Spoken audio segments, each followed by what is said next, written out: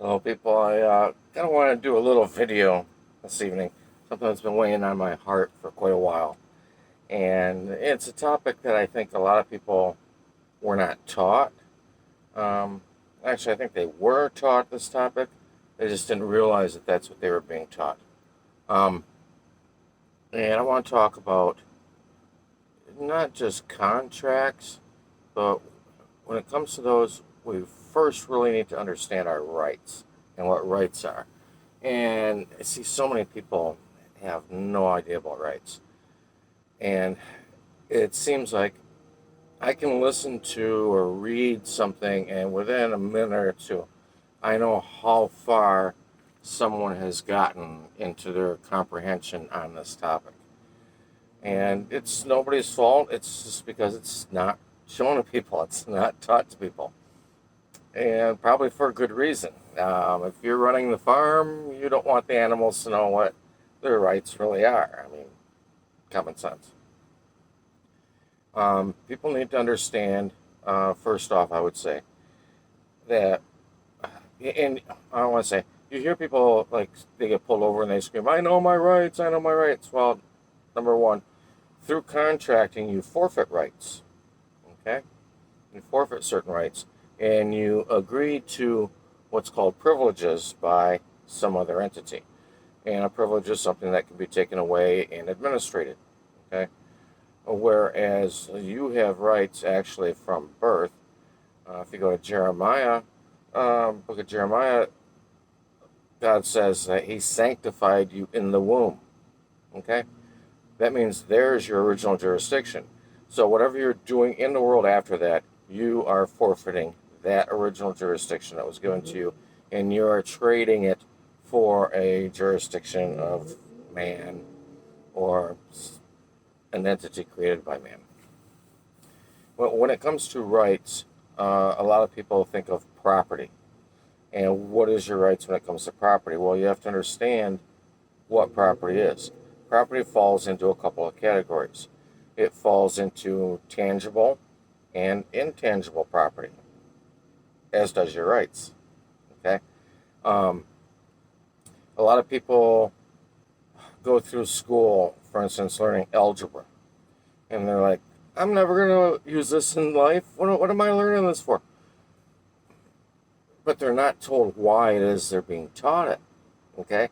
The reason why they're being taught it is because it's rewiring the mind and getting you to think in a different way, getting you to think in a concrete or abstract way, actually helping you move into the abstract, which is where tangible rights and intangible rights would really fall into. Those are your intangible rights. It's abstract. Whereas with property, it's a slippery slope, falls in the same thing. It's not just that property can be taken from you. That's not really what's happening. What's happening is the right of use of that property is being taken away. It's when you look at intangible rights, okay, intangible rights is something that I can tell a lot of people haven't really wrapped their mind around. But your intangible rights, for instance, are, say, for instance, like your right of free speech. That's an intangible right. Your right of thought, your right of decisions. Those are intangible rights. And there's many more that you could list off on there.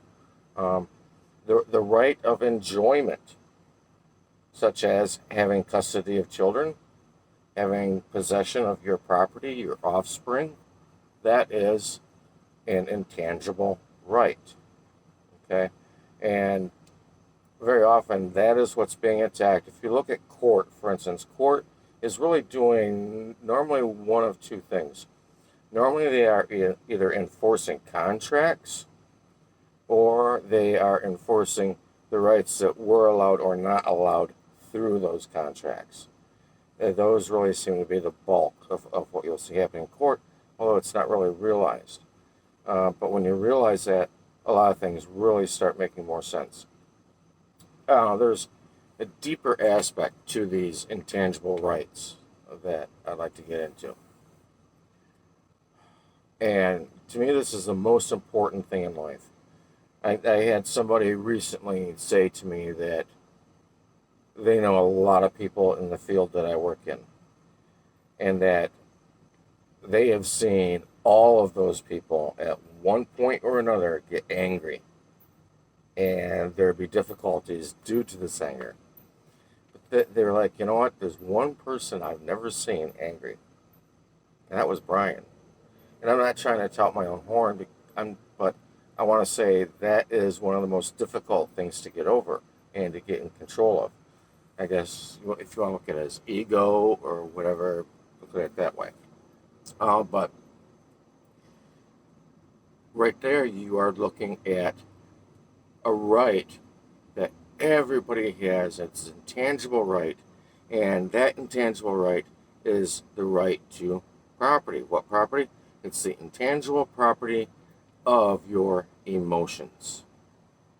And if you let a judge, police officer, your neighbor, whatever the case may be, if you let them affect your emotions, you've transferred your right to your own emotions over to them, and they are now controlling your emotions. Most people don't realize that. They don't think about that. That is one of probably the first rights that people forfeit. They give up the right to their own mind. And that has always been the battle from day one. It's been the battle for the mind. Because that's where the most important rights lay at. I hope this helps out. I could go more and more into rights, and I'll make some clips on it, again, probably in the future. But for a full discussion or lecture or whatever the case may be, teaching on rights would take up a lot of hours because there's a lot to it. It's very complex, but at the same time, it's very simple. So if you want to first know your rights, first know your original jurisdiction and know what you can control and what you can't. And if you have a problem controlling some of those property rights, it might be something we want to work on a little bit. Have a great day, everybody. Beep.